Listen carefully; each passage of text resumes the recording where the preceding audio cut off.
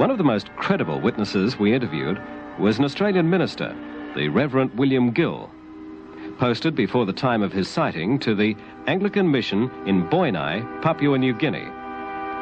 One night at 7:45, as he stood with 38 other people at the edge of the mission playing field, every one of them saw the same thing.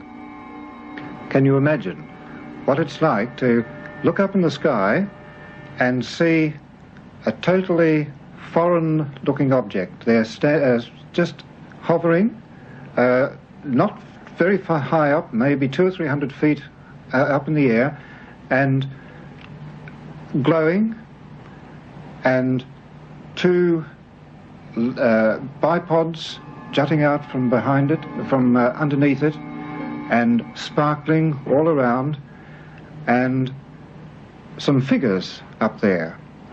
This solid-looking object, and figures walking about on top, and not the slightest noise whatsoever. And so we waved. Wouldn't it be wonderful if we could get this object down onto the playing field? And as we waved, wondering whether we'd get some recognition and whether perhaps they would understand what we wanted, they waved back.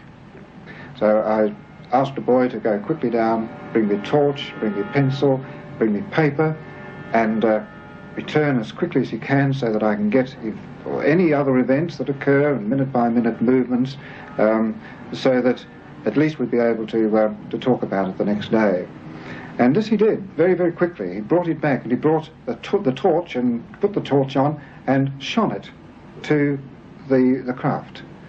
And as he did so, he waved moved the torch this way, and we were dumbfounded when we looked at the craft, and the craft was as though it was responding to the torch. It began to do this too, you know, like a disc-shaped object, just moving the same way, responding to the movement of the torch. Next day, just prior to the evening service, about 7 o'clock, the thing was there again. It had arrived about an hour earlier, and we all decided to have the normal evensong that we do have on those nights, because, well, the thing was out there outside the church anyway, and we felt it wouldn't go away during the service, and it didn't. When we came out, there it was, still up in the sky. And so for another hour or two we watched, and then suddenly it did go, and there was this amazingly incredible speed that the whole craft disappeared to nothing across the bay in a matter of a second or so. Well, now, what are we to think of this kind of phenomenon? People claiming to see things such as I did.